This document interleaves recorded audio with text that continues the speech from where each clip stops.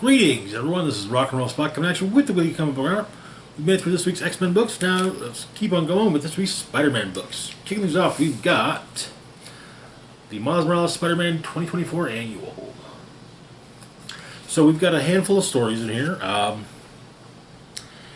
The first one very clearly it takes place before Blood Hunt, as Miles is a vampire. But first off, Miles is in Puerto Rico visiting his grandmother. Spring break. His parents decided they want to go visit Miles' abuela, and he gets sent along early to help her with unpacking. But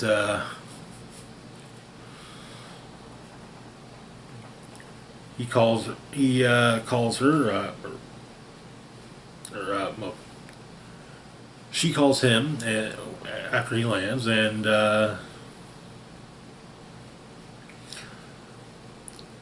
he he's been kind of procrastinating getting there, but when she calls, the procrastination's over. But he gets to meet his tia abuelas, and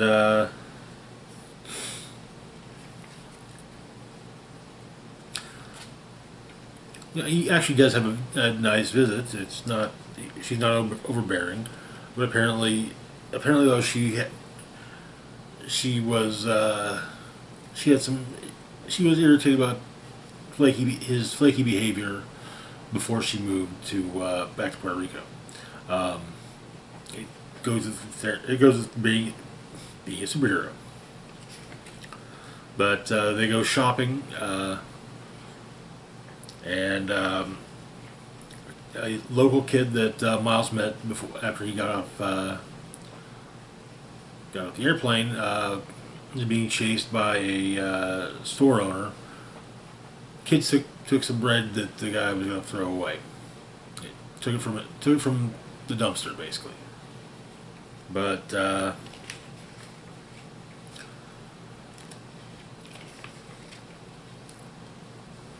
when that happens, and the kid almost gets run over, but Miles' Spider-Sense goes off, and he doesn't have his costume with him. It's in his bag, not basically at his abuelos. But so he does his camouflage mode and stops the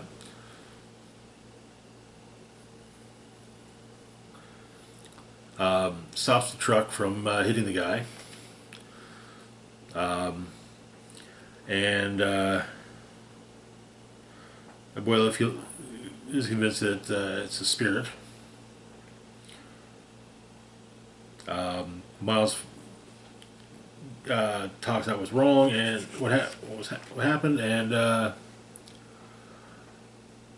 basically the shop owner gets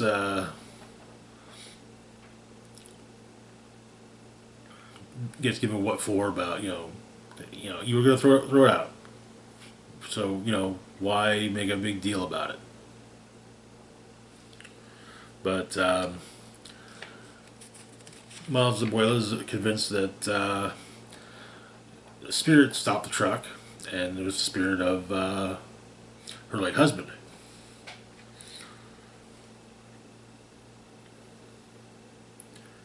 But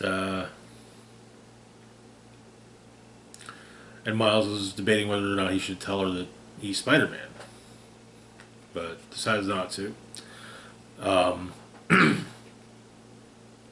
And he gets to see a picture of his mother as a kid devouring a piece of cake, and Miles' abuela watches fireworks go off. Several days after that, though, the rest of the Morales family makes it, but there's a hurricane, and so they're pretty much stuck indoors, and Miles is bored. So while his mother tells him not to go out, she didn't tell Spider-Man not to go out, but hurricane.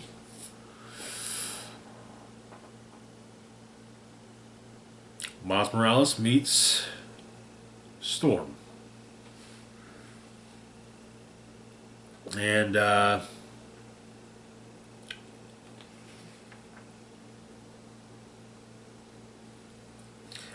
trying to say, hey, can you maybe take the hurricane elsewhere? But apparently, she was actually in the process of doing that. And when she saw when she saw where the hurricane was going to hit, she tried to make sure it did not cause any damage. But and um, Storm tells Miles to next time to feel free to address her as by her real name, Earl Monroe. And he kind of points out that he's not the Spider-Man you probably know. Then next up we've got Night Shift. Miles is heading down to this is post Blood Hunt. Miles is taking a trip to Atlanta to see Bloodline because he needs he he does need some help.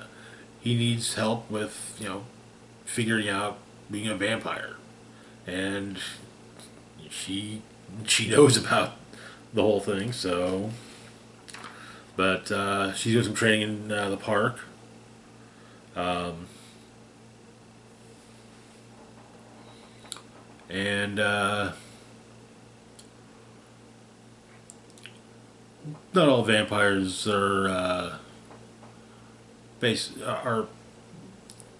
have adapted to being day or night hunters. So some of them are just still sticking to the old rules, and that and Miles and Bloodline take them on, and that's where the issue ends. Oh well, that's not exactly where the issue ends. So we have a teased crossover at an undisclosed location in New York. Um, Agent Gao gets in touch with Taskmaster, wants to hire him, but um, he's not exactly feeling the whole hijacking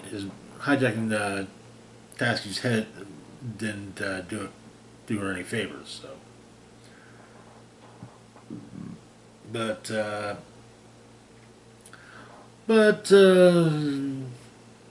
Taskmaster and his business partner are broke and need the cash, so he's willing to put aside the hijacking his having his brain hijacked because Deadpool and Taskmaster need money.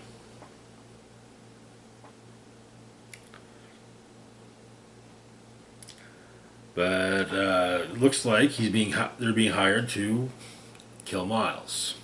That is where the issue ends. Okay, all right, we're getting a Deadpool Spider-Man crossover at some point in the near future. Okay, I'm on board.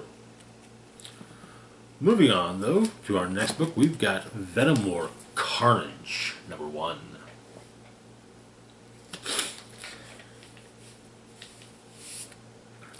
So, the issue opens. Carnage and Cletus are mainly Carnage is or they're observing the effects of a chemical on victims. It's corrosive. They're dripping it into victims' brains or onto victims' heads. Eventually, eating away at their brain, as corrosive liquids do. But Cletus is bored, though Carnage points out that the chemical that came from a weapon that almost killed them.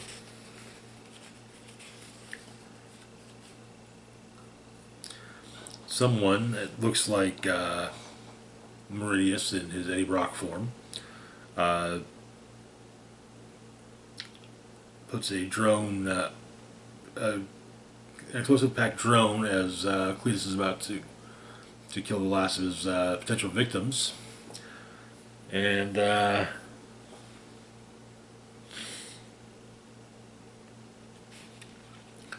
explosive goes off and pisses Carnage off.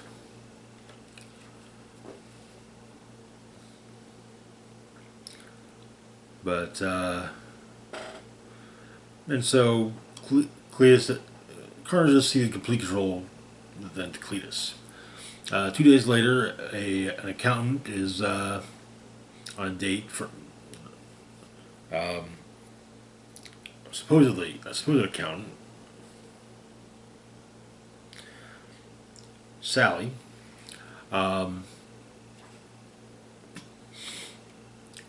And as the date goes on, Cletus lets her know it's him, and he gets the information about her position at Alchemax. 3 years ago, she was working with symbiotes, but all the stuff that they were doing was making the symbiotes cannibalistic and violent. Then a guy named Finn Taylor shows up from an Alchemax subsidiary, brought a substance. It was right what she needed. It made the various symbiote strains pliable, workable, destructible. And in return, Finn was given access to everything.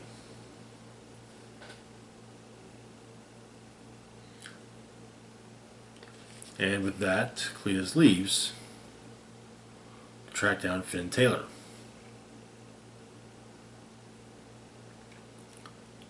But he shows up to Finn's place as a door-to-door salesman. Cletus does. And upon then attacks his Carnage.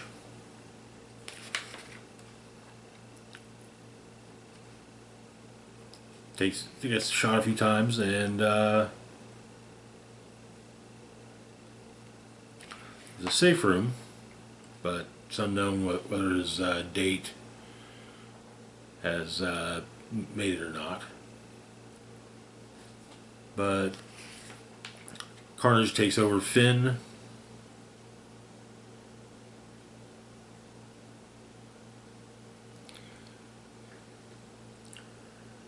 To learn what about the chemical that was potentially used as a weapon against him. That is where the issue ends. And presumably also killed the creator of said chemical. Moving on, though, to our last book for the moment, we've got Venom War, Venomous, #1.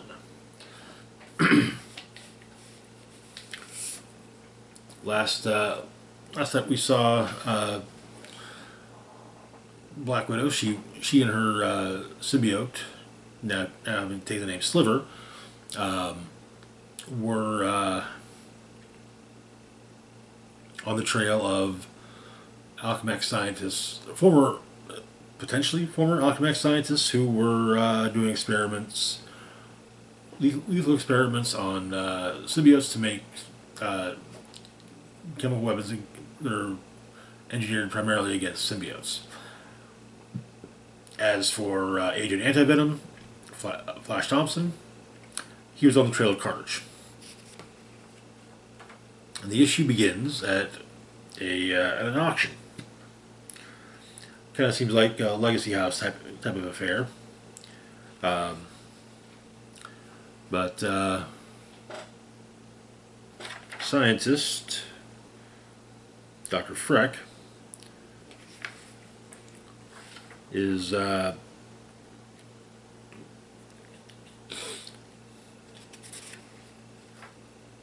explains that he's created a formula K42T. It's designed as an anti-symbiote formula, but and so an emaciated man strapped to a stretcher is brought in and injected with a symbiote.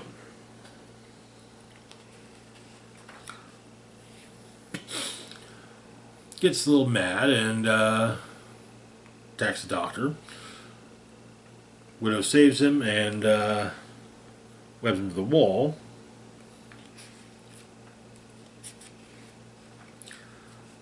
Then the formula is used.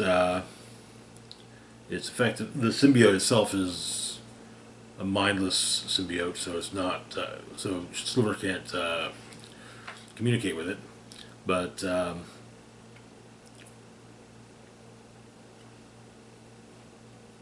the formula is used successfully, and in fact, the unwilling host is saved, but Sliver destroys the doctor's notes and gets some intel on his research from Dr. Freck. Alchemax, Flash Thompson is going to see Liz Allen.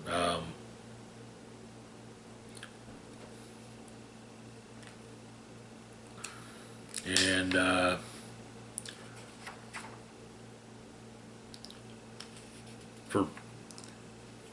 but they run into storage spots, and yeah, symbiote apocalypse basically. They're not zombiotes, but a lot of some of the workers are have been taken over by symbiotes. The less than sentient ones, and even more are taken over as the issue ends. Okay, alright. Setting up an interesting story vector in Venom War. Anyways, that's going to do it for now. As always, feel free to like, share, and subscribe. Links to my Facebook, Twitter, Blue Sky, Instagram, Mastodon, Patreon, and PayPal can be found in the description box down below. This is Rock and Roll Spock signing off saying, live long and rock hard.